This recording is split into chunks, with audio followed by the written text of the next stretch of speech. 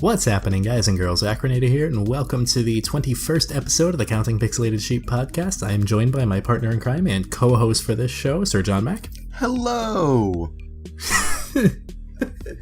Oh, fuck, man. And today, the articles we have for you will be as follows.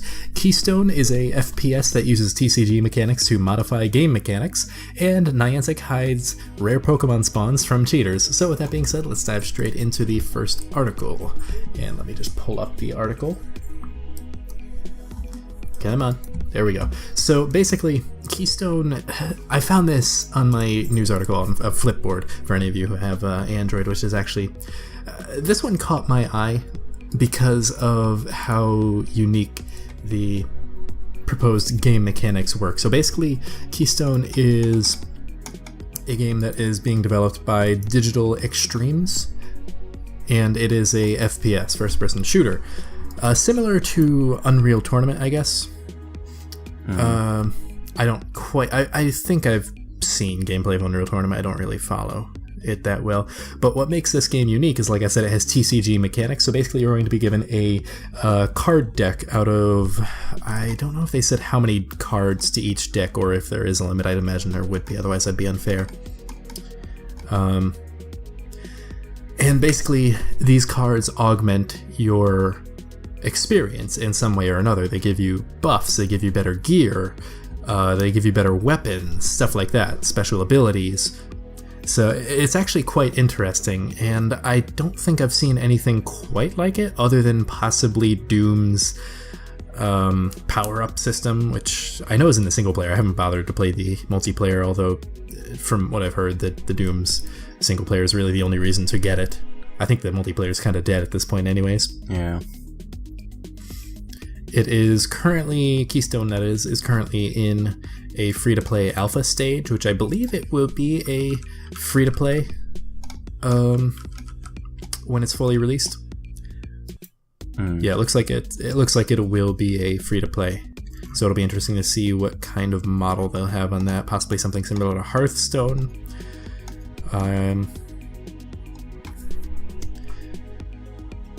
Yeah, it should be interesting. I think one thing that'll be quite interesting is like if cards augment the play field, for example. Like certain cards will be, you play down a card so that instead of like whatever the default terrain will be to fight in, it'll be, a dungeon or something like that. It looks to be more futuristic.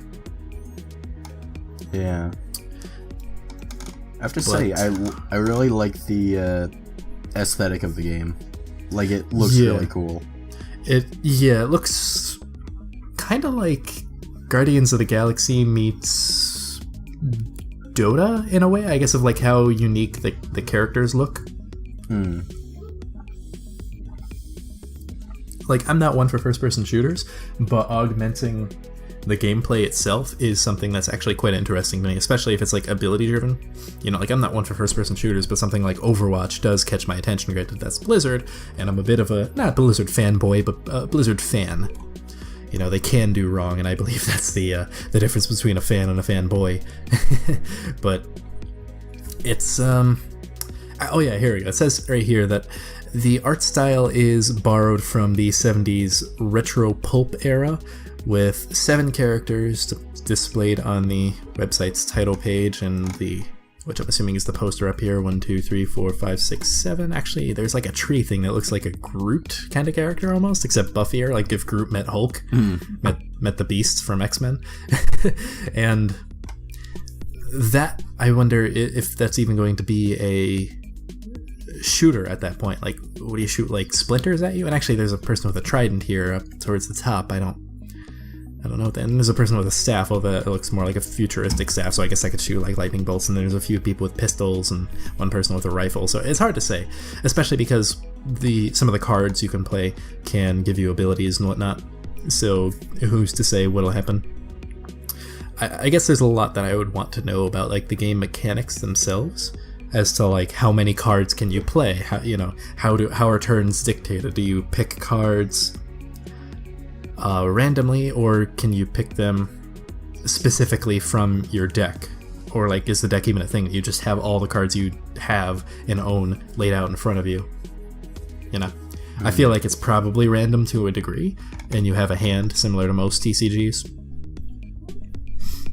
as opposed to something like I don't know, this isn't really TCG, but like Go Fish, you know what I mean, where you have like all the cards that you have right out in front of you. I can't. That would seem a little bit too unfair, but at the same time, it also have a lot more strategy involved. But it could also be unfair in terms of if this is a free-to-play, it's probably going to have a pay-to-win style mechanic, or at least pay to get further ahead. You know, like certain card, by at the very least, card packs, and have a better chance of having rarer cards. Yeah, I mean, these better weapons. Oh, go ahead. These are the developers behind Warframe, so it wouldn't be too surprising to see something like that. I have maybe 20, that's probably overstating, I probably have 2 minutes experience of Warframe. I went in, I didn't like how the over-the-shoulder camera functioned, and I was like, fuck this, because your character takes up like 60% of the screen. And I was just like, fuck this. Like, I can play something else that's going to be a lot less aggravating. Yeah, that's fair. I have played quite a bit of Warframe, and I went for a very like heavily melee style. So I agree with you. I don't really like shooting over the shoulder like that, which is the main reason. But like, yeah, I think like third-person shooting can be done well. I think games that I've actually played that have third-person. GTA San Andreas, I played that a long time ago, a couple of years now since I've last played it. Saints Row, the more recent Saints Row is like Gat Out of Hell, and Saints Row 4, was it? Yeah. Like those do third person shooting well because you're a bit zoomed out, you're not like breathing down your character's neck. You're given some space, and you can see a little bit behind your character, and you're given some room to breathe. It's more like it's more akin to an MMO style third person where you're like way zoomed out. You're like viewing your character as opposed to like resting your chin on your character's shoulder. It's like, you know how like sometimes when people review games for first-person shooters and they'll be like, well, the gun model's too big. It's like, can I shrink my character model? You know? Yeah. Like, keep the camera where it is, just shrink everything else, or have the option to go first-person, which this is first-person. Keystone is. So that's nice, because this would be an immediate turn-off if it was Warframe style of camera. Like, someone would just have to die, and it would likely be me, because I would suck at this game. Yeah. I mean, I'd still probably suck at it, let's be honest, but not first-person shooter person, but... Actually, is this even coming to PC? I know they... Hold on, let me scroll up. PC, Xbox One, and PlayStation 4. Oh, no, never mind. I was talking about Warframe there. I mean, if it's the Warframe devs, then I very well hope that it's coming to PC. What's annoying is that this article talks about a lot of different games, and it'll say what platforms those games are on. It's like, you don't need to talk about that. Like, the only platforms we care about are whatever Keystone is on. That's what the article's about. Interested PC gamers wanting a shot at the upcoming closed alpha this Friday can head over to Keystone website, blah, blah, blah. Okay, so at the very least, it's going to be on PC. That much we've determined, which is nice, because that's really the only platform I play on, so that's all I care about.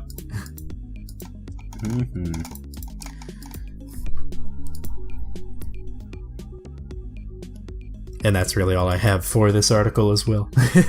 Yeah. It's old, so let's move on to the probably the funnier of the two articles, which was Pokemon Go cheaters being punished by having rare spawns hidden from them. So this was basically speculated by a lot of the Pokemon Go community, where cheaters who have been accused and convicted in the past have been saying that a lot of more rare Pokemon spawns will not be showing up on their phone. or computer, wherever they're playing it from. So obviously it would make it more difficult for them to progress. And to the surprise of many people, Niantic actually came out and basically made a statement, which I'll put up on the screen, which is where is it? Niantic is committed to maintaining the state of Pokemon Go and our community of trainers. People who violate Pokemon Go terms of service, including by using third-party software and other cheats, may have their gameplay affected and may not be able to see all the Pokemon around them. While we cannot discuss the system implemented, we can confirm that we are constantly refining new ways to ensure the integrity of the game in order to keep it fun and fair for all players. So basically them saying, yes, this is happening. We can't tell you the very specific details, similar to how YouTube can't talk about their algorithm too much because otherwise people could manipulate it to their advantage, for those who could. But I think it's really funny, and I also sort of agree with Niantic that, like, if you're cheating, instead of just like resetting a person's account, possibly, you know, like maybe taking away whatever they got cheating is a good punishment, but also making it harder for them to see normal stuff as well. Like, you know, instead of I don't even know. I haven't played it in so long. I mean, I know I pretty much know all the first gen Pokemon, but I don't know if those are that rare anymore because they've gone on to Gen 2. So I think a lot of the Gen 1 Pokemon are more common nowadays. But say, like, you know, there's a Dratini in the area, if that's still rare. You wouldn't be able to see that, but instead you'd see more Rattatas or Pidgeys. And I feel like that's a fitting punishment, especially if it's only temporary. You know, it's like, oh, you have limited sight for, you know, 2 weeks, something like that. I feel like that's fitting. Yeah. As opposed to just like hard resetting, because that might be a bit harsh, because it's hard to say what they cheated with and what they didn't. Right. You know, it's like they have like a stupid high level Pidgeot or a Vaporeon, and those aren't necessarily hard to get, but they are powerful. You know, so that sort of stuff. At least as I remember the game being. They might have completely changed the mechanics, although I doubt it. Really, my question is, are people still playing this game? Yeah, like, I mean, it's hard to believe, like, less than a year ago at this point, the game was like at the top of the world. Yeah. I haven't played since I ran out of Pokeballs, and there's nowhere for miles to get more of them. Hell if I'm gonna buy them. I think I last played when we went to Cape Cod last summer, or shortly thereafter. Like maybe a little bit into school, but that was about it. Yeah. Oh yeah, that's another thing. I'm now graduated, so yay. I don't know, side note. Yeah, I don't know. What were you gonna say? Well, oddly fitting is that the only place that I went normally that actually had like Pokestops was my college, and since the last fall was my last semester, I don't go there anymore, so no more Pokestops. There were a lot of Pokestops in my college. That was kind of nice, though. Granted, my college was like a town in and of itself, so hard to compare. Although you're, well, now former college, you're now an alumni instead of a student. They are adding some more buildings.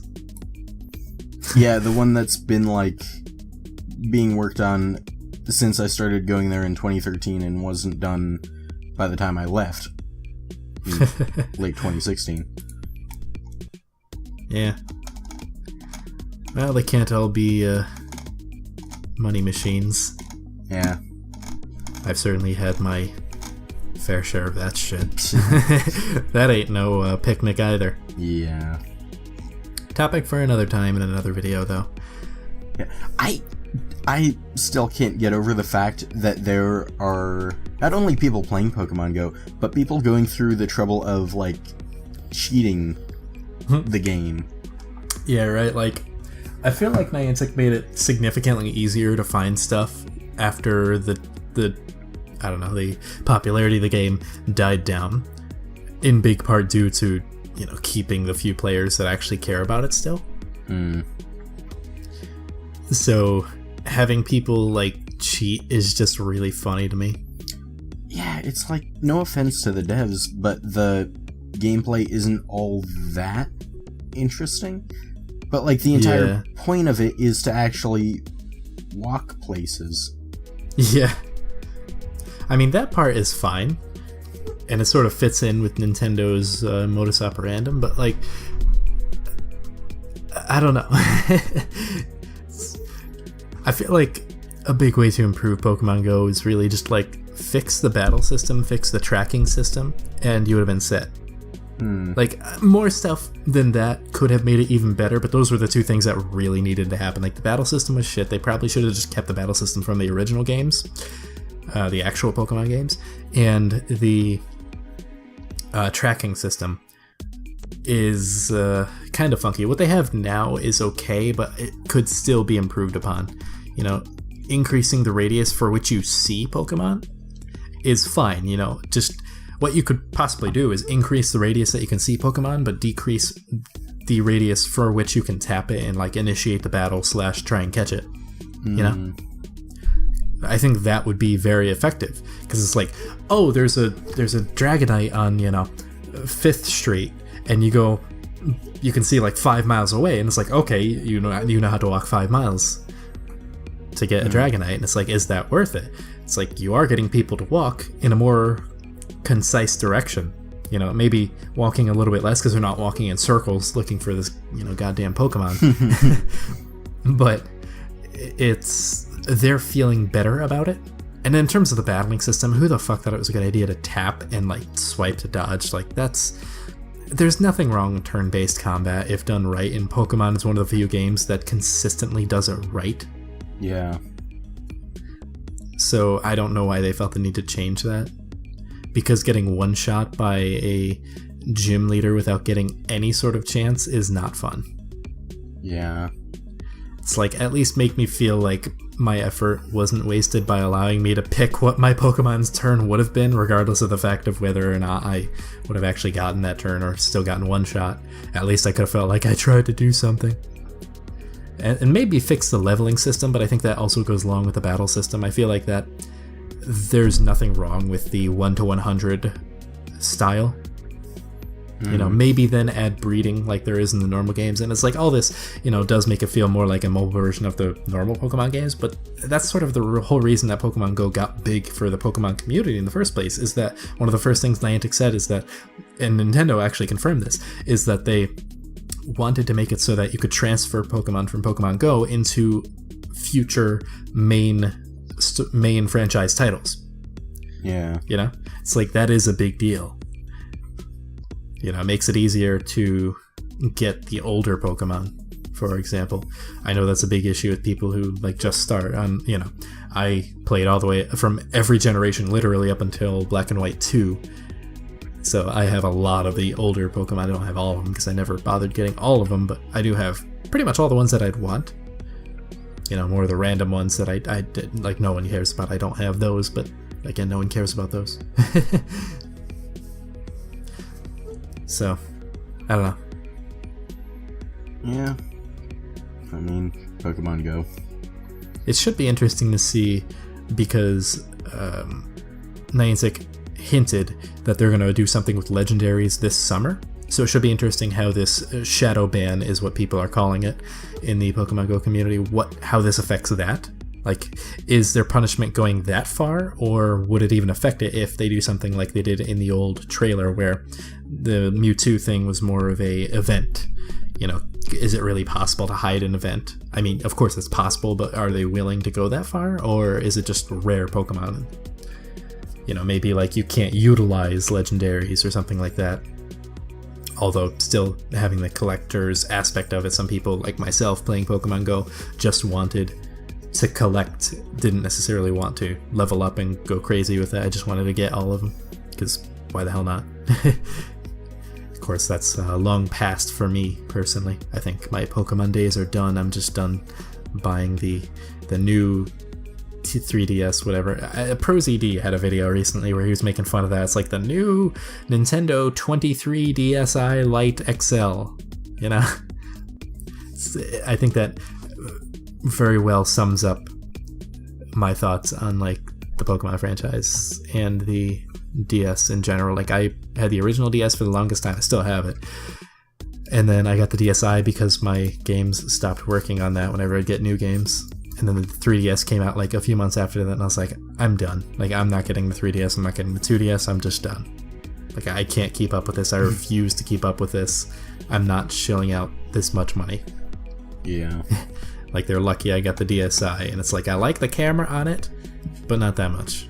Like, there's a few things on it that are fun to play with, but it's not worth getting the new, whatever, 3DS in 6 months from now, so that was sort of the end of Pokemon for me. Yeah. Want to move on to the rambling section, if you have nothing? Yeah, sure.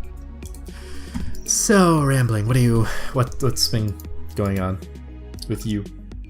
Well, I haven't been doing too much except for just playing Overwatch still. I went on that for the first time in like probably 2.5 months. That's mostly thanks to school and the past couple of weeks looking for jobs to apply to, which that's pretty much all done and whatnot. And yeah, but I went back to check out the new maps. Nothing interesting, although I did check out Eco Point Antarctica, which is something that I never happened to do. And a lot of stuff there. I'll just say that there's likely to be a video of some sort coming out sometime in the future. But there's definitely something there that I could do. Hard to say what I'll do, but I remember John remembers me walking him through my thought process, and it was a clusterfuck, but I'll try and condense it for the video's sake. But yeah, there's a lot of stuff there. I remember hearing something interesting about the new skins and all the unlocks for the anniversary, though, about like, I remember you telling me about it, John, so you want to say about the unlocks? Right, so yeah, one of the reasons I've been playing more Overwatch recently is because of the anniversary event, which there really isn't like an event per se. They added like 2 more game modes to arcade, but the main thing is they have the Overwatch anniversary loot boxes, which have like a ton of new like skins and emotes. Like every single character has a dance emote now, which is really cool. Unfortunately though, the dance emotes are technically event items, so after the Overwatch anniversary event is over, you won't be able to get them anymore, assumably.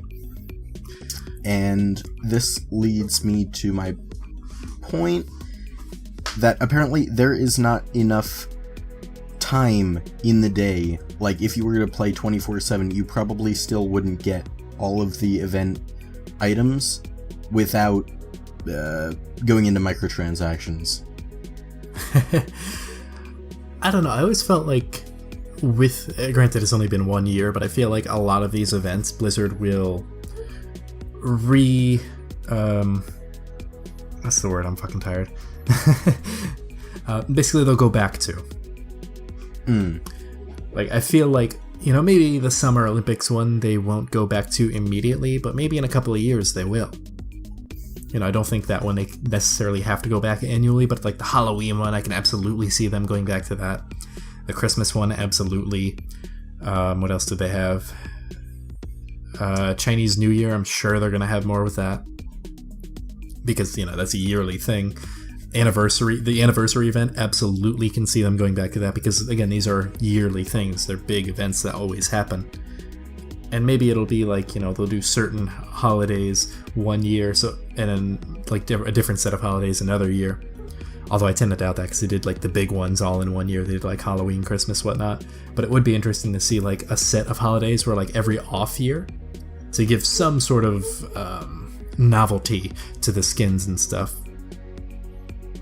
You know, so especially for the anniversary event, I wouldn't worry too much about getting all the skins because I'm sure that they're going to come back to it. And I'm sure that future anniversary events will likely not have quite as much happening. I mean, it would be cool if they did, you know, it's a stupid amount of skins and whatnot, but I also wouldn't be surprised if it's a lot less because there's so much from the previous year. At a certain point, it's just impossible to catch up. You know, unless you're no-lifing the game, which if you're like me, which a lot of people likely are, Overwatch isn't the only game I play. And, you know, we do a lot more than just play games. We have lives. So, I personally am okay with it. Probably because I'm so casual at Overwatch. I play it like maybe a few times a month unless I'm doing like a video for it, then I'll play it a lot more. Sometimes I'll play it for like a month straight, but then I'll just not play it for like 9 months. That's a bit extreme, like a couple of months.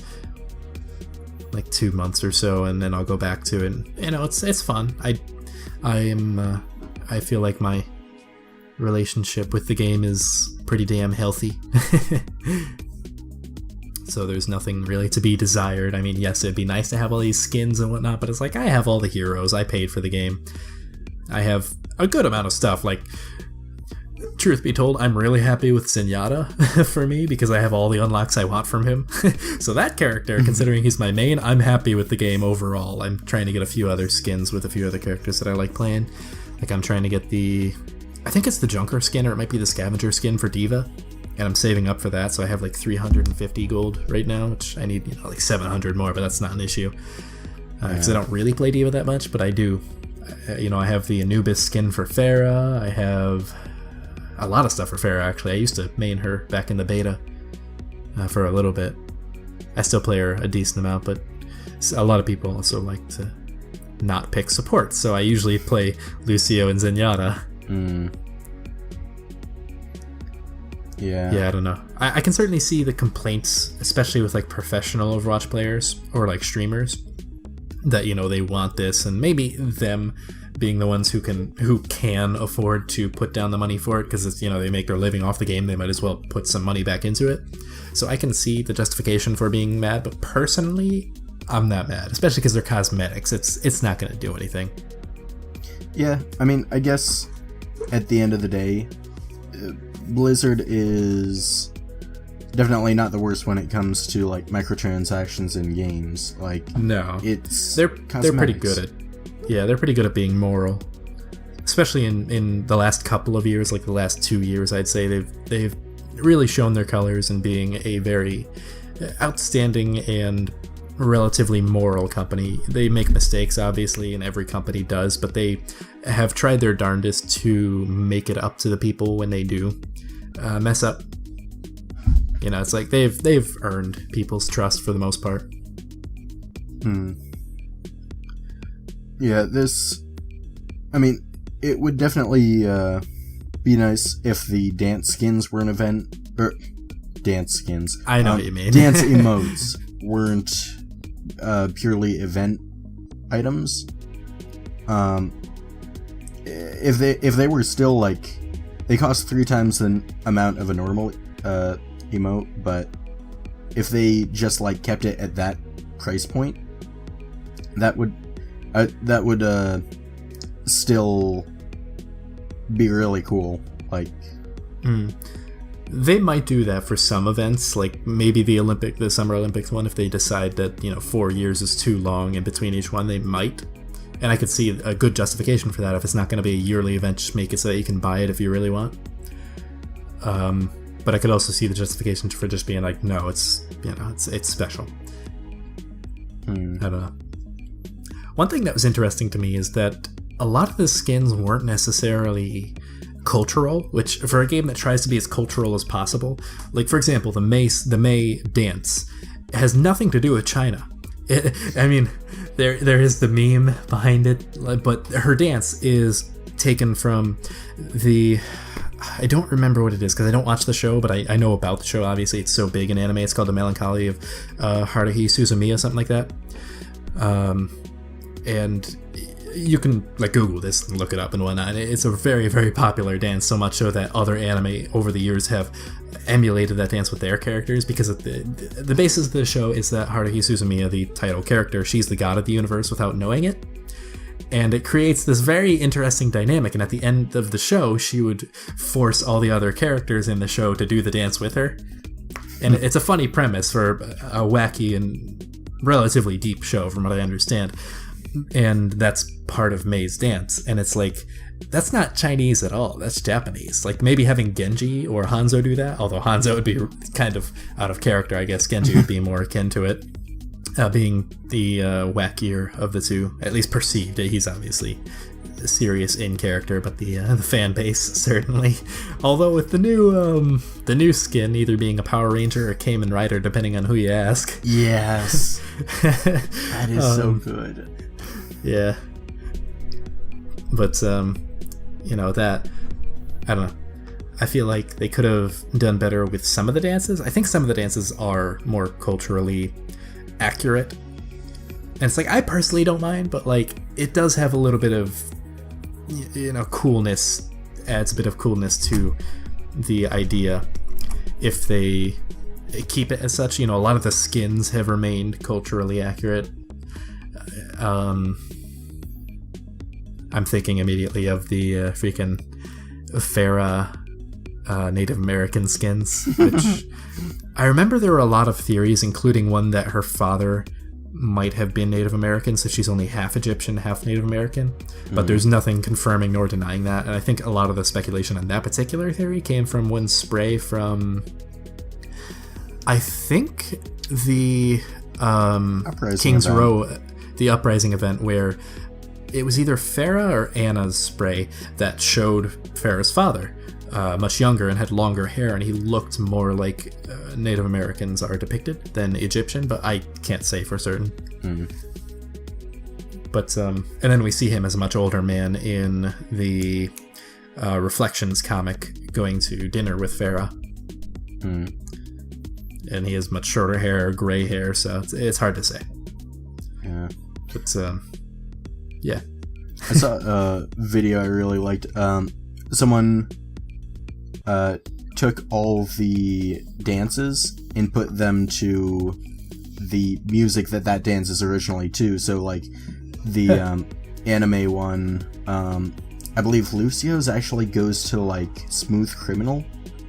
I think you're right about that. I remember hearing something about, like, Bruno Mars or whatever, whoever the hell is that from. I don't listen to that music. Michael Jackson, but I was gonna say, if it's not Bruno Mars, it's Michael Jackson, but yeah. Yeah, like McCree's line dancing. That one. Yeah. Do all the characters have a dance, or is it just some of them? I do believe all the characters have a dance, although, something really funny. Reaper has a dance emote, but it's literally just him tapping his foot. Yeah, tapping his foot. I remember hearing about that. Someone found at least one song that has the same, like, beat. Oh god. And it is Girls Just Want to Have Fun. Of course it is. I feel like that would have been something that Blizzard did intentionally. I have to find this video again now. I'll link that in the description below for those watching. But that's fucking funny. You can link it to me afterwards, but yeah, that's funny. I don't really have much else for the Overwatch anniversary event. Yeah, I think I said my piece on that. Yeah. Although, keeping with Blizzard, Destiny 2 is reportedly going to be on PC on the Blizzard launcher, which is interesting because it's going to be the first non-Blizzard game on the Blizzard launcher, albeit it's still Activision, so it's the same parent company. It'll be interesting because I can imagine Call of Duty would likely be the next one to come out. Call of Duty does come out on the PC, right? I mean, like, I know the older ones are on Steam, but, like, the new one. Yeah, it's, I think it's, like, same release date and everything. Oh, okay. Because I never hear about it, you know, the big Call of Duty scene is usually console. Yeah. So. Yeah, and I really can't blame Activision for it. I can imagine, yeah, I know they just rebranded it from the Battle.net to the Blizzard launcher, even though they still call it the Battle.net launcher in like their most recent press release about it, supposedly to quell confusion, but that just made everyone more confused. But I could definitely see it becoming something of an Activision launcher, Activision game store, potentially someday, if they continue this trend and, you know, maybe even let other games outside of Activision. It could potentially rival Steam. Like, Valve might have to watch out, because if anyone has more resources than Valve, it's Activision. You know, they are literally the second largest game developer in the world, behind whoever Tencent owns. I forget the exact name of it, but I know Tencent owns them, and they're basically have a monopoly on the Chinese market.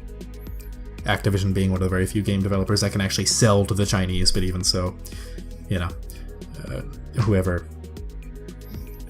Tencent owns is like the bigger one. You could Google it, whatever, but I know Activision is the second largest, which makes sense considering they have, you know, Call of Duty, Destiny, even taking away Destiny because that's not necessarily a massive success, but like Call of Duty, World of Warcraft, Diablo, Overwatch, Hearthstone, you know, just small titles, indie titles like that. So yeah. It's definitely not. Plus, they own King, which has Candy Crush. God knows what else. Candy Crush really says it all. Yeah. I was actually curious when Candy Crush was bought out by Blizzard, or Activision, you know what I mean? I was curious to see if like the Activision/Blizzard logo would pop up on my dad's phone when he plays, because he plays Candy Crush and he's like really high level. I was curious, but it never happened. Which makes sense. You don't want it to feel like a change. If you buy out a company, you want that company to still feel like that company, which I think Microsoft has actually done very well with Mojang. You know, a lot of people were terrified for the Minecraft community, and despite playing Minecraft maybe 6 times a year, whenever I do go back, it still feels like Minecraft with a few extra add-ons that I don't bother with, whatever the hell, flying in banners and all that crap. Why are there multicolored stones? I'm still trying to get over that. It's like, what is this shit? Is it ore? Yeah, I don't know. Is Destiny 2 gonna be free to play? I would be very surprised. I highly doubt that. I would have to look it up. I could probably link an article below of like whether or not it will be. If it is, I might actually try it just to like say I tried it. It's not. Not like really. Yeah, I figured. $60. Is it? Oh, but it's not subscription. I don't believe it is. I think they've gotten away, like, I think they got away with that on the first one just because, like, you needed the PlayStation Pro. I don't know what the subscription thing is for PlayStation and Xbox Gold to play it. So it's like, how many subscriptions do you need? Yeah. Good point. I don't know. Then I definitely won't be trying Destiny if it's $60, but if it was free, I'd definitely try it out just to say I tried it. Yeah. I've seen bits and pieces of the story, and I could see that they tried to make something unique, but at least for the first game, like, it really didn't come together. It just turned into this weird post-apocalyptic, futuristic, shadowy society that it didn't work. Whatever the hell they were trying to do, it just didn't work. It seemed like depressing Borderlands MMO. And with a hell of a lot less personality to it. Depressing, yes. It's just like, that's the kind of game that I want to be good, but for no other reason than I want another Borderlands. I want another Borderlands. Please, I want another. They've been working on Borderlands 3, and they've admitted that they're working on Borderlands 3, so someday. In the meantime, we still have the Borderlands 2 Let's Play, and from there, we're probably just going to go straight into the pre-sequel. Yeah. In all honesty, like, that's a pretty smooth transition. Then from there, who knows what we're going to co-op. We could do Trine, the first 2, without the DLC. The second one's DLC is shit.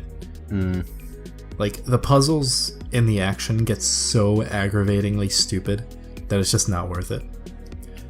Like, there are parts that are good, but generally speaking, it's not. And we're probably going to do the easier mode where, like, if I'm the ranger, you can also be the ranger, as opposed to what we did the first time where, like, only one of us could be one character, and it was a shit show. Yeah. It was funny up until the DLC. After the DLC hit, we were like, why are we doing this? Yeah, I think... Playing through the... Go ahead.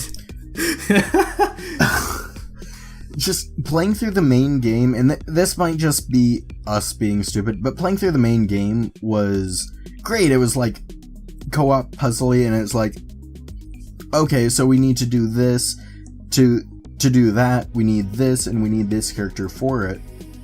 In the DLC, it was like, okay, so we need to do this to do that. We need to do this to do that. We need to do this, etc., etc., until it was just like, okay, how do we cheese this? Yeah, we cheesed. I remember that we had cheesed certain parts of the DLC, and we were actually laughing despite how aggravated we were.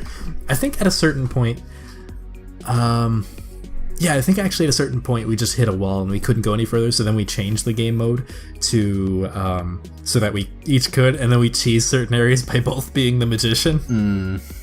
That was fun. I will say that much. Yeah. Good. And then Trine 3, which I was considering getting multiple times over the past couple of years, but I just never bothered with it because I don't like everything I see about it. Like, it looks like they lost what made them special. Yeah. You know, the whole trend of like, hey, a 2D game, let's make it 3D. I thought we got past that in the 90s.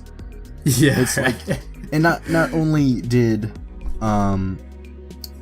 Trine do that with Trine 3, but freaking Risk of Rain. I forget if you've ever played Risk of Rain. I've seen it. I've never bothered to get it. It kind of think of almost like a mix between Terraria and like a roguelike, like Binding of Isaac or something like that. And maybe half as interesting as it sounds. But still, like, a good game. And now they're making it 3D, which, I mean, hey, maybe it'll be good.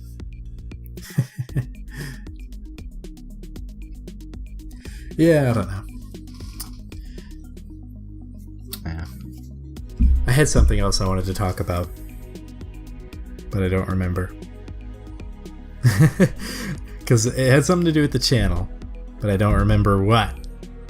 It's okay, I'll wait. Oh no, it didn't have anything to do with the channel. It was actually about the Steam group. Because for those of you who don't know, I got bored and started a Steam group for, quote, story-rich games, which is the name of the group if you want to. Basically, it's just a hub for people to, if you want to, start a thread of like, hey, I really like this game, it has a really good story, blah, blah, blah, blah. Because basically I was looking for a group like that, because I was like, I might as well join a group, and I couldn't find anything that was focused solely on the lore of games. So I just made my own. Right now we have 4 members, 2 of which I know, one of which is John. I just made him my co-administrator or whatever the hell it is. He's like the highest rank that he can be besides owner. And then another one of my friends, and some random person that joined. I have no idea who they are because they don't have anyone I know on their friends list, so they just like found it and joined. The curator page is officially up. I reviewed like 12 games or so. It was actually kind of easy. I have a lot of story-rich games, as you can imagine. I'm a lore junkie, lore geek, whatever you want to call it. So technically the curator page is up. That's possibly where the random person came from. And the curator page isn't necessarily closed off to like just me. It's like if anyone has a good recommendation and they want to like, join the group and recommend a game, by all means. Just like if you wanted to be on the curator tab, just like be really in depth. And then, basically, it's all subjective, So I'm not going to take a game and be like, oh, you like that game? That game has a shit story. It's like, no, if you defend your point, I'm more than willing to listen. Yeah.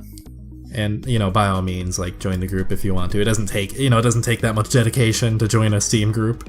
Like, you can just be a casual member of it. It's not like we're looking for, like, people to run it or anything. It's just a place to hang out and, be a part of if you want a mega thread of good story-driven games to go through. I forget what games do I have. I can actually look it up. Okay, I know I reviewed Portal 1 and 2 because those are easy ones. I reviewed, let me go to the Curator tab, Borderlands 1, the pre-sequel, Trine 1 and 2, Portal 1 and 2, Borderlands 2, Skyrim, Ori and the Blind Forest, Story of My Uncle, Tomb Raider 2013, Path of Exile, Just Cause 2, and Brothers: A Tale of Two Sons. And any of those that I've done a formal review of, I linked. But that's another thing, is like, if I don't necessarily have a video up and someone has like a blog that they run, for game reviews, or they have a video that's like, the only thing is that it has to be high quality. Like, I'm usually pretty proud of my reviews and like how higher quality they are. So that's why I have no problem with like linking them in the Curator tab. But if someone has a game, like sees a game on the Curator tab that they have a quality, like a high quality, some like borderline professional review of, and you want it to be featured on the Curator review that doesn't already have a review linked, by all means, because why the hell not? So I don't want it to necessarily like just be my thing. Like, that's another thing, is like, I found a few groups or a few curators that I follow in the groups that they run that are, the curators are based from. Whenever there's like the how you can like set links to like community links, a lot of the time it'll be like the owner of the thing will be like, check out my Twitch, check out my YouTube, and it's like, I don't really want to do that, because it's not supposed to be a group for me, it's supposed to be a group for anyone who wants to join. I do the same thing with my Google Plus community, which I've become less active in more recently, just because it's like, no one really reads the shit or whatever, they just post their own shit, which I mean, like, by all means, but not as many people are active in that. Whereas I think it's better possibility to, be active. I don't want to just like check out my YouTube. It's like, no, it's be a part of the group. It's not the focus. So for now, we don't have any links to any websites, because we don't really need any websites. Yeah, pretty self-explanatory. Each sub-forum I have a pinned post about basically how it works. The info tab is pretty detailed, and then I wrote one single post and to like get a start on the game recommendation sub-forum for like Brothers: A Tale of Two Sons, because I figured, why not? Just did the review on it, blah blah blah blah.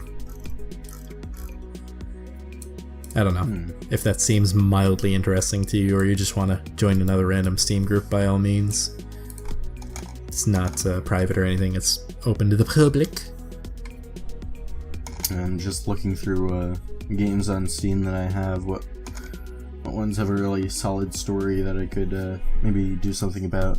So far, the only one that I've really looking at is Rocket League right now.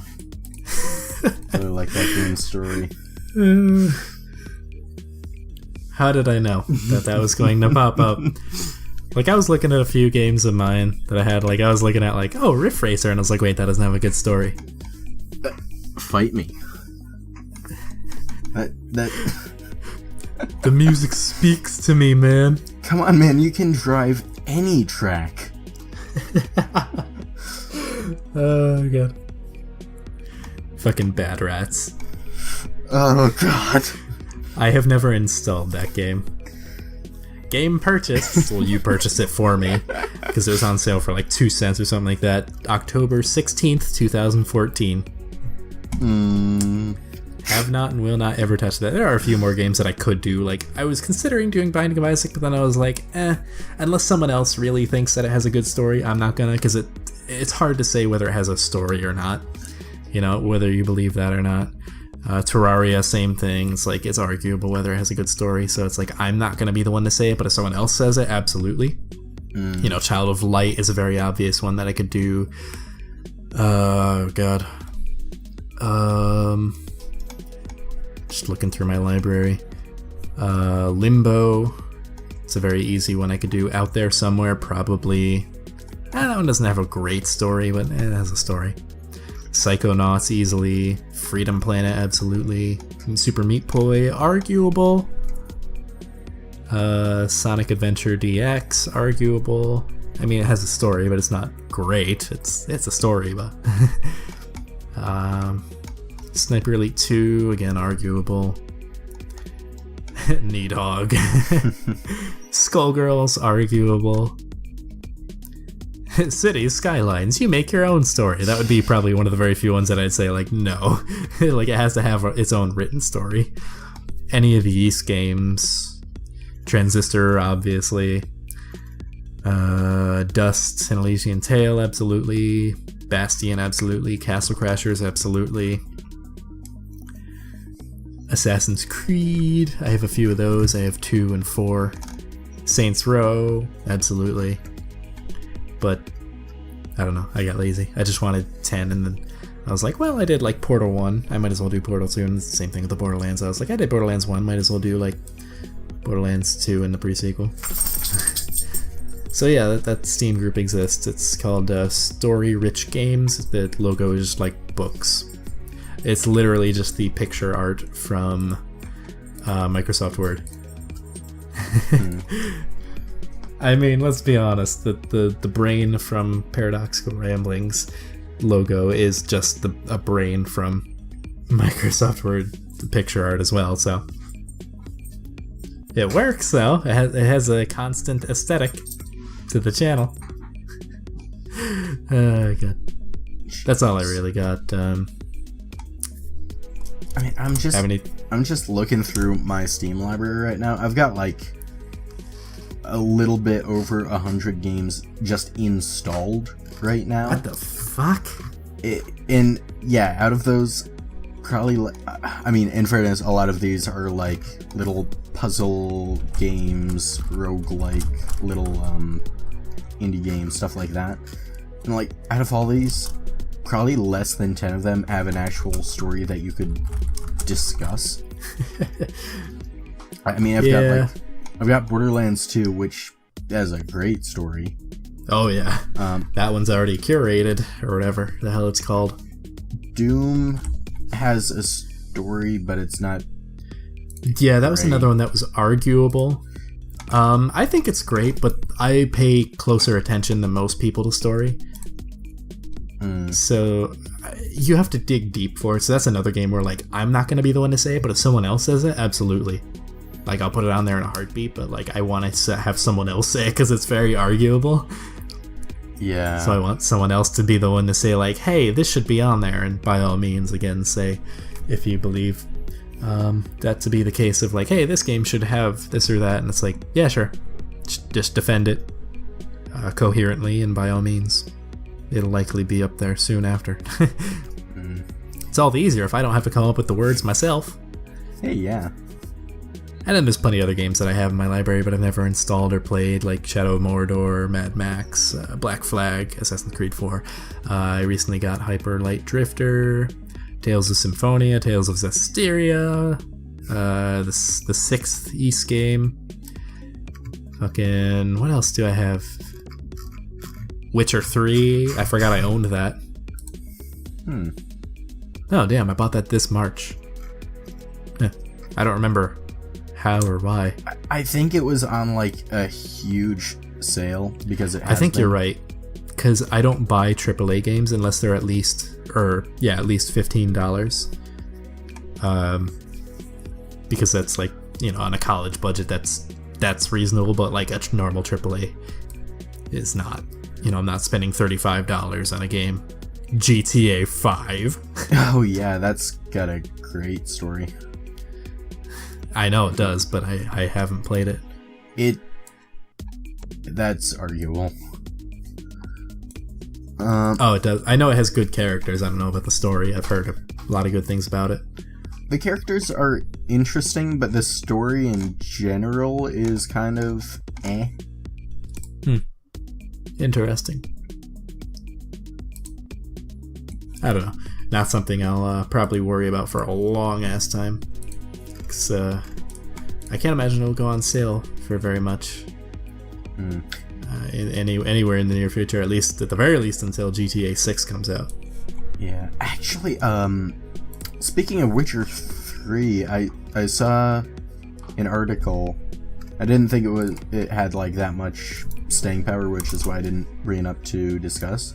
But like, just as an offhand, apparently, I'm not sure if it's like number of sales or money made, but apparently Witcher 3 did better quarter one this year than quarter one last year. It's probably in part due to Gwent.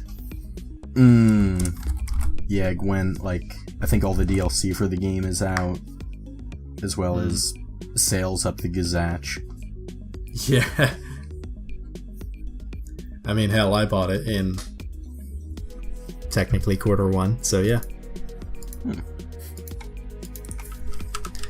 Yeah, I don't know. Eventually I'll get to it.